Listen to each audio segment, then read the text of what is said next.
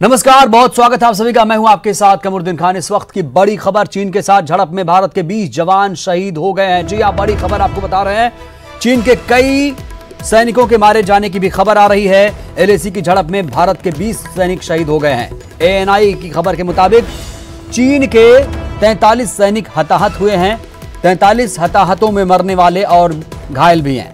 Ladakh sector में भारत चीन तनातनी के बाद अलर्ट है। हिमाचल से सटे चीनी सीमा इलाकों में भी अलर्ट देखा जा रहा है। तो बड़ी खबर आपको बता रहे हैं, जहां पर 20 जवान, भारत के 20 जवान शहीद हो गए हैं। चीन के साथ झड़प में 20 जवान के शहीद होने की खबर सामने आ रही है। चीन के भी कई सैनिकों के मारे जाने की खबर मिल रही है।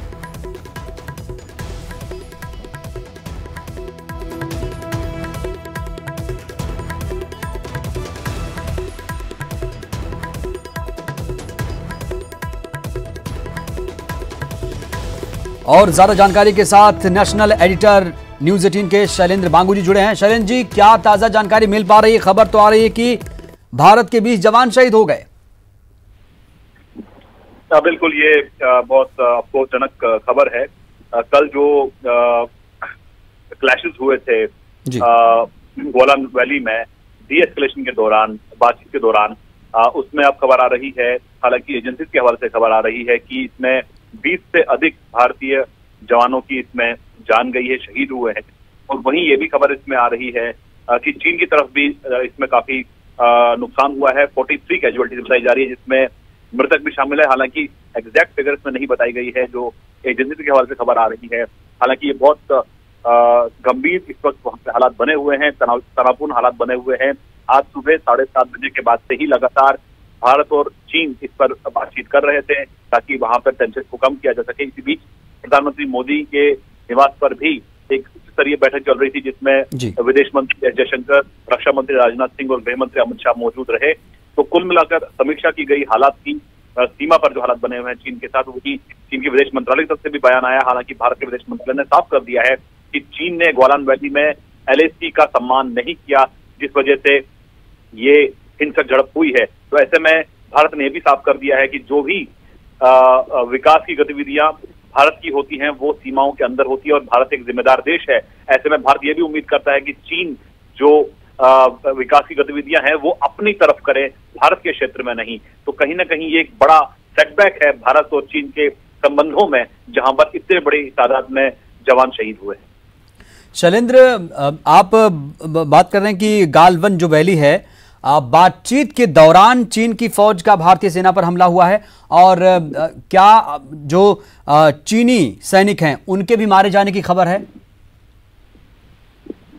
बिल्कुल, ये गोलान वैली में ही, गोलान एक ऐसी जगह है जहां पर स्टैंड ऑफ चल रहा है पिछले लगभग 1 महीने से। इसके अलावा पैंगोंग लेक के पास चल रहा है, फिंगर पॉइंट्स पे चल रहा है, और भी कुछ एक एरियाज में जहां पर गतिरोध चल रहा था। लेकिन गोलान वैली वहां है जहां पे अक्साई चीन के बिल्कुल पास में ये जगह है और वहां पर टेंशन को कम करने के लिए, हालांकि विदेश मंत्रालय साफ कर चुका है कि 6 जून को कोर कमांडर लेवल पर जो चर्चा हुई थी उसमें सहमति बनी थी कि इसको ग्रेजुअली डीएस्केलेट किया जाएगा और वहां से फौजें कम की जाएंगी। तो उस प्रक्रिया का ही यह हिस्सा था जहां पर कल मीटिंग चल रही थी। लेकिन एकदम से चाइना ने अपना जो रुख है वो बदला और एलओसी का सम्मान नहीं किया और एक तरफा वहां पर बदलाव करने की कोशिश की, जिसके बाद भारत ने जब हस्तक्षेप किया तो ये हिंसक झड़प हुई है। हालांकि सीक्वेंस ऑफ इवेंट्स, यानी ये घटनाक्रम क्या रहा है, इसको लेकर माना जा रहा है कि अब से कुछ देर बाद सेना की तरफ से, भारतीय सेना की तरफ से भी एक औपचारिक बयान आएगा। उसमें ज्यादा क्लैरिटी हो पाएगी कि किन हालातों में वहां पे इस तरह के एक ब्रूटल झड़प हुई है दोनों देशों के बीच में और आगे का क्या रुख रहने वाला है। हालांकि भारत ये साफ कर चुका है कि संप्रभुता और अखंडता को लेकर भारत इसकी रक्षा करता रहेगा, उसके लिए वो प्रतिबद्ध है। लेकिन ये भी साफ भारत ने कर दिया है कि भारत चाहता है कि भारत चीन सीमा पर शांति बनी रहे और बातचीत के जरिए ही सभी मसलों का हल हो।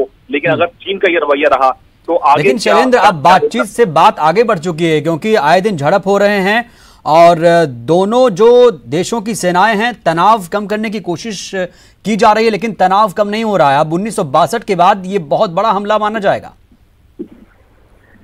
जाहिर तौर पर 1962 के बाद या यूं कहें 1975 के बाद से ही कोई हिंसक वारदात सीमा पर इस कदर नहीं हुई है कि किसी की जान गई हो। हालांकि आपको याद दिला दें कि मई के पहले हफ्ते में इस तरह की खबरें सामने आई थी कि जहां पर दोनों तरफ की सेनाओं के बीच में हिंसक झड़प हुई थी, पथराव हुआ था, लाठियों से एक दूसरे पर हमला किया गया था, लेकिन उसमें किसी की जान नहीं गई। ये पहली बार है कि 20 से अधिक भारतीय सैनिकों का शहीद होना, और वहीं चीन की तरफ भी 43 के आसपास कुछ जख्मी हुए हैं और कुछ की मौत हुई है। हालांकि एक्चुअल फिगर अब तक नहीं है, ये असेसमेंट है जो हम आपको बता रहे हैं, लेकिन जाहिर तौर पर ये चाइना और भारत के इतिहास में, चाइना और भारत के संबंधों में एक काला अध्याय जरूर बन गया है। क्या अब इसको लेकर सरकार कोई एक्शन प्लान बनाएगी शैलेंद्र, क्योंकि एक बहुत बड़ी क्षति हुई है, हमारे सैनिक मारे गए हैं, क्या अब कोई बदले की कार्रवाई, रिटेलिएशन देखने को मिलेगा भारत सरकार की तरफ से? देखिए, भारत सरकार बिल्कुल इस मामले पर अड़िग है, और भारत सरकार ने आज एक बार फिर विदेश मंत्रालय के बयान के जरिए साफ कर दिया है कि भारत दूसरों की जमीन पर जाकर गतिविधियां नहीं करता है। विकास की जो भी प्रोजेक्ट्स होते हैं वो भारतीय सीमा के अंदर होते हैं, और भारत उसका सम्मान भी करता है, और दूसरे देश से भी उम्मीद करता है कि वो भी उसका सम्मान करे, वो भी इस तरह की गतिविधियां सिर्फ अपनी सीमा के अंदर करे, हमारी सीमाओं के अंदर घुसपैठ की कोशिश ना करे। हालांकि लगातार ये कहा जाता रहा है कि लाइन ऑफ एक्चुअल कंट्रोल क्योंकि डिमार्केटेड नहीं है और दोनों के परसेप्शन है वो अलग अलग है लाइन ऑफ एक्चुअल कंट्रोल को लेके, इसलिए बहुत बार ऐसा हुआ है कि एक दूसरे के सीमाओं में चले जाते हैं, लेकिन वो कभी हिंसक नहीं हुआ है। जब भी इस तरह की गतिविधियां हुई हैं या इस तरह के इंट्रूजन हुए हैं, उस वक्त बातचीत के जरिए और जो एग्जिस्टिंग मैकेनिज्म्स हैं उसके जरिए इनको हल करने की कोशिश की गई है। लेकिन कल की जो वारदात है, ये बहुत बड़ा सवाल है कि क्यों इस कदर बहुत लंबे समय तक के लिए माना जा रहा है कि झड़प हुई है जिसमें इतनी बड़ी तादाद में जवान शहीद हुए हैं, इस तरफ भी और उस तरफ भी।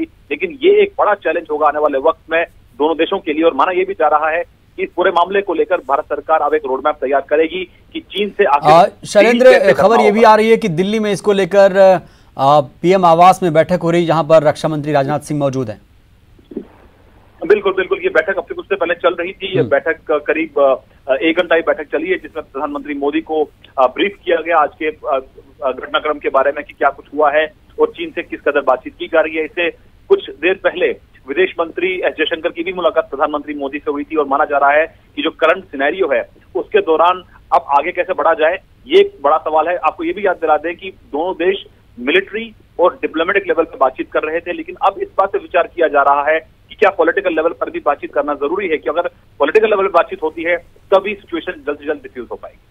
बिल्कुल, एक चीज ये भी देखा जा रहा है शैलेंद्र की जो बैठक हुई थी मंगलवार सुबह आज 7:30 बजे, चीन की पहल पर गालवन वैली में जो मीटिंग बुलाई गई, इसमें दोनों देशों के बीच जनरल लेवल की बातचीत हुई, फिर भी चीन लगातार डैमेज कंट्रोल में लगा हुआ है।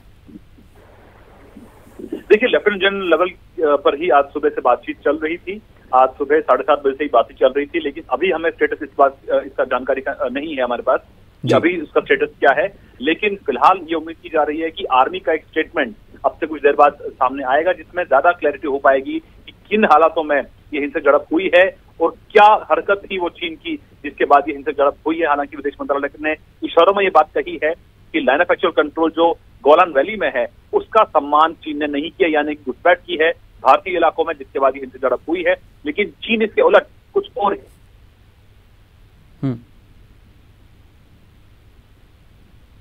चलिए, बहुत बहुत शुक्रिया शैलेंद्र आपका ताज़ा जानकारी साझा करने के लिए। तो बड़ी खबर आपको बता रहे हैं, जहां पर एयरएसी की झड़प में भारत के 20 जवान शहीद बताए जा रहे हैं। ANI के हवाले से खबर आपको दे रहे हैं, चीन के 43 सैनिक हताहत हुए हैं, इनमें मरने वाले और घायल भी शामिल बताए जा रहे हैं। तो बड़ी खबर आपको दे रहे हैं, चीन के साथ झड़प में भारत के 20 जवान शहीद हो गए हैं।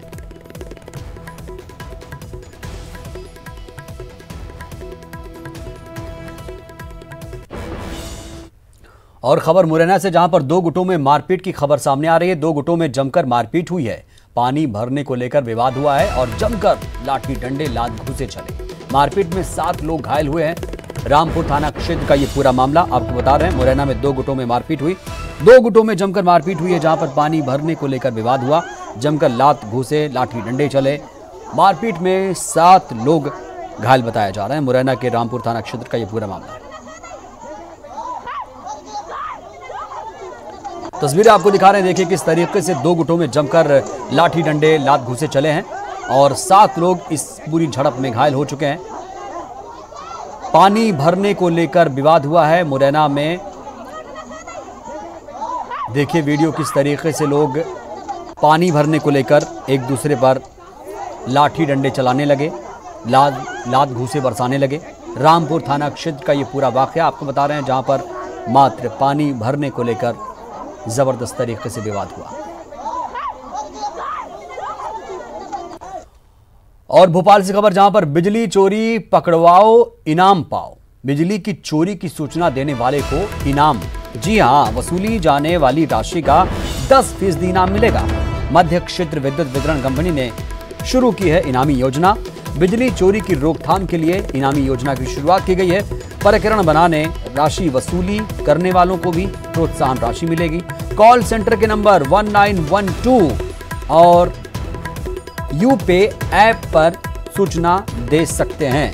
तो अगर आपके इलाके में बिजली चोरी हो रही है तो आपके लिए अच्छा मौका है मदद करने का, क्योंकि इससे बहुत ज़्यादा क्षति होती है कंपनियों को। बिजली चोरी पकड़वाओ इनाम पाओ, तो ये इनामी योजना शुरू की गई है मध्य क्षेत्र विद्युत वितरण कंपनी की तरफ से। जितनी भी राशि वसूली जाएगी उसका 10% आपको इनाम दिया जाएगा।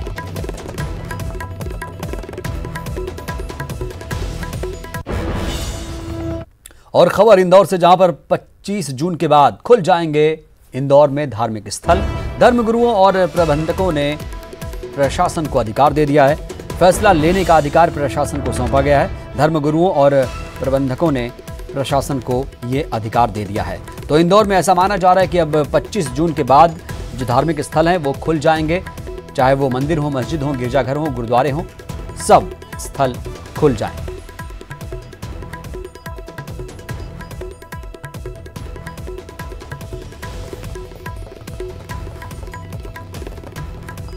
इंदौर में 25 जून के बाद धर्मस्थल खुल जाएंगे और परिस्थितियों को हालांकि देखकर ही फैसला लिया जाएगा। फैसला लेने का अधिकार प्रशासन को सौंपा गया है। प्रशासन जैसा चाहेगा वैसा फैसला लिया जाएगा। धर्मगुरुओं और प्रबंधकों ने फैसला प्रशासन पर छोड़ दिया है। फिलहाल वक्त एक छोटे से ब्रेक का। ब्रेक के बाद हाजिर हूं। कोरोना संकट पर प्रधानमंत्री नरेंद्र मोदी के महामंथन का आज पहला दिन था। पीएम मोदी ने 21 राज्यों के मुख्यमंत्रियों के साथ बैठक कर आगे की रणनीति पर चर्चा की। पीएम ने इस दौरान आर्थिक गतिविधियों को बढ़ाने पर जोर दिया है। पीएम ने कहा कि हम कोरोना को जितना रोक पाएंगे उतना ही हमारी अर्थव्यवस्था खुलेगी और उतने ही रोजगार के नए अवसर भी बनेंगे। राज्यों के मुख्यमंत्रियों के साथ वीडियो कॉन्फ्रेंसिंग के दौरान पीएम मोदी ने ये बातें कही। पीएम ने कहा कि अनलॉक 1 ने ये संदेश दिया है कि अगर हम नियमों का पालन करते रहें तो कोरोना से हमारी लड़ाई आसान हो जाएगी और एकजुटता के जरिए हम आत्मनिर्भर भारत के अपने सपने को पूरा कर पाएंगे। वहीं कल मध्य प्रदेश के मुख्यमंत्री शिवराज सिंह चौहान समेत 15 राज्यों के मुख्यमंत्रियों के साथ पीएम मोदी मंथन करेंगे।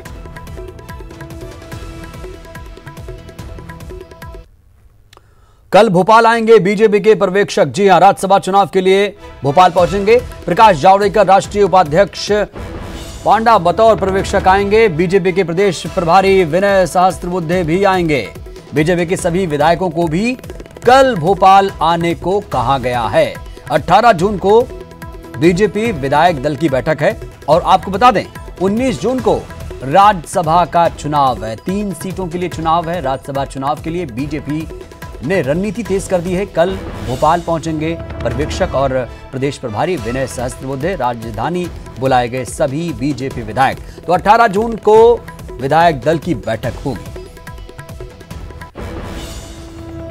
इधर भोपाल में कल सुबह 11 बजे कांग्रेस विधायक दल की बैठक होगी। बैठक में सभी विधायकों को मौजूद रहने के निर्देश दिए गए। 17 और 18 जून को लगातार 2 दिन विधायक दल की बैठक चलेगी। प्रदेश कांग्रेस अध्यक्ष कमलनाथ बैठक को संबोधित करेंगे। विधायकों को राज्यसभा चुनाव में वोटिंग को लेकर ट्रेनिंग दी जाएगी। दिग्विजय सिंह भी बैठक में शामिल होंगे। वहीं सपा, बसपा और निर्दलीय विधायकों को भी बैठक में शामिल होने के लिए सूचना भेज दी गई है।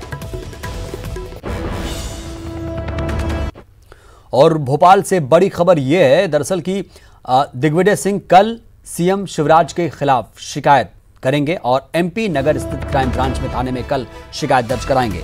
राहुल गांधी के वीडियो के साथ छेड़छाड़ का ये पूरा आरोप लगाया गया। वीडियो को एडिट कर छवि खराब करने का आरोप लगाया गया। इसी को लेकर सीएम शिवराज के खिलाफ शिकायत करेंगे दिग्विजय सिंह।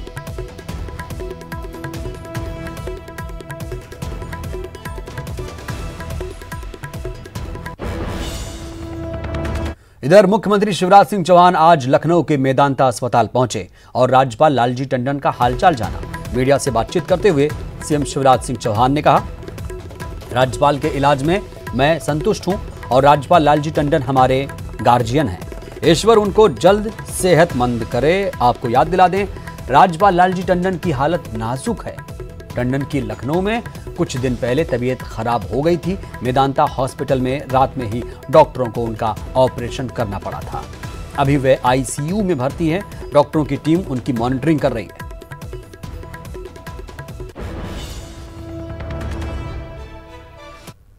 आपकी जान कीमती है और ये जिंदगी दोबारा नहीं मिलेगी। ऐसा हम इसलिए कह रहे हैं क्योंकि समाज में लोग छोटी छोटी बात पर खुदकुशी जैसा खौफनाक कदम उठाने लगे हैं। लोगों में सहनशीलता घटती जा रही है। आपकी टीवी स्क्रीन पर अब 2 तस्वीरें दिखाने जा रहा हूं। पहली तस्वीर भोपाल की, जहां बड़े तालाब में एक महिला ने छलांग लगाकर जान देने की कोशिश की। गनीमत यह रही कि यहां गोताखोर तैनात थे जिन्होंने महिला की जान बचा ली। वहीं दूसरी तस्वीर जबलपुर की, जहां सुसाइड पॉइंट के नाम से बदनाम हो चुके तिलवारा पुल पर एक लड़की संदिग्ध हालत में खड़ी थी और पुल से छलांग लगाकर आत्महत्या करने की तैयारी कर रही थी, जिसे पुलिस वालों ने रोक लिया।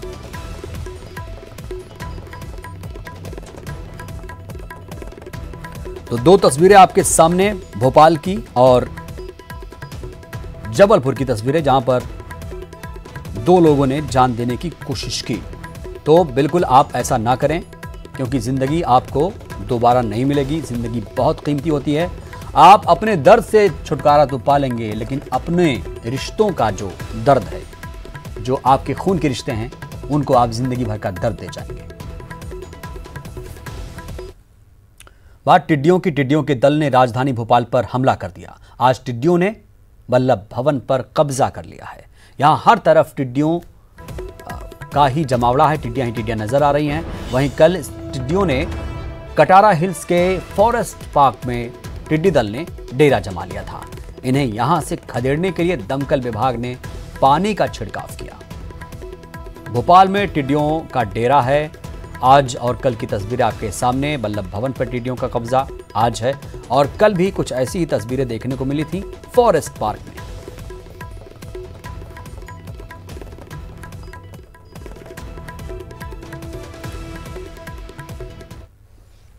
इधर मंदसौर में तेज आंधी तूफान के चलते श्रीराम वेयर हाउस की छत उड़ गई। वेयर हाउस में चना, सरसों और गेहूं तीनों को मिलाकर करीब 35 करोड़ का 15,000 टन अनाज रखा था। वहीं सुरक्षा मानकों की जांच के बाद ही वेयर हाउस को पीडब्ल्यूडी विभाग ने फिटनेस प्रमाण पत्र दिया था। तस्वीरों में आप देख सकते हैं कि कैसे लोग तेज तूफान में वेयर हाउस की दीवार से सटकर अनाज को बचाने की कवायद में लगे हैं। वहीं वेयर हाउस के बाहर रखा अनाज लापरवाही के चलते अंकुरित भी हो रहा है। तस्वीर आप देख पा रहे हैं। सुरक्षा मानकों की जांच के बाद ही वेयर हाउस को पीडब्ल्यूडी विभाग ने फिटनेस प्रमाण पत्र दिया था। और देखिए आप किस तरीके से छत उड़ चुकी है। मंदसौर की तस्वीर आपको दिखा रहे हैं। श्रीराम वेयर हाउस की छत उखड़ गई तूफान के चलते। वेयर हाउस में चना, सरसों और गेहूं तीनों मिलाकर करीब 35 करोड़ का अनाज यहां पर रखा हुआ था। व्यवस्थाओं की कमी के चलते ऐसा हुआ है। सुरक्षा मानकों की यहां पर पोल खुल गई। हालांकि आपको बता दें, यहां पर फिटनेस प्रमाण पत्र दिया गया था पीडब्ल्यूडी विभाग की तरफ से, लेकिन ये सिर्फ और सिर्फ खानापूर्ति थी। चोरी के पैसों से उस चोर ने हर वो महंगे शौक पूरे किए जो उसका सपना हुआ करते थे। यही नहीं, इस चोर ने चोरी के पैसों को प्रॉपर्टी में भी इन्वेस्ट किया। अब ये इन्वेस्टर चोर भोपाल की अशोका गार्डन पुलिस के हत्थे चढ़ चुका है। बताया जाता है कि इस चोर ने चोरी के पैसों से इंदौर में कार और घर खरीदा। भोपाल में भी प्रॉपर्टी में चोरी का पैसा इन्वेस्ट किया। साथ ही यह अनपढ़ चोर अपने बच्चों को इंदौर के जाने माने इंटरनेशनल स्कूल में पढ़ा रहा है। बताया जाता है कि ये चोर अकेले ही पिस्टल के साथ चोरियों की वारदात को अंजाम देता था। 15 लाख का सामान भी चोर के पास से जब्त किया गया।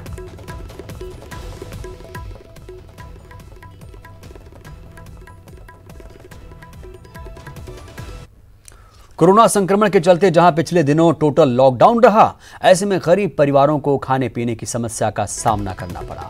लॉकडाउन की शुरुआत से ही जरूरतमंदों को राशन उपलब्ध कराए जाने के लिए युवा नेता संजीव सक्सेना ने बीड़ा उठाया। अपने युवा साथियों के साथ शहर से लगे ग्रामीण क्षेत्रों में लोगों को कोरोना वायरस से बचाने के लिए लोगों को जागरूक किया गया। लोगों को सोशल डिस्टेंसिंग और मास्क लगाने के लिए प्रेरित किया गया। युवा नेता संजीव सक्सेना ने लोगों को सैनिटाइजर और मास्क भी बांटे।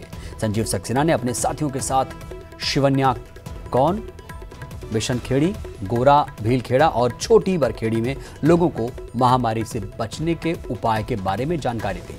साथ ही साथ करीब 1200 परिवारों को राशन सामग्री, मास्क और साबुन बांटकर अभियान की शुरुआत की।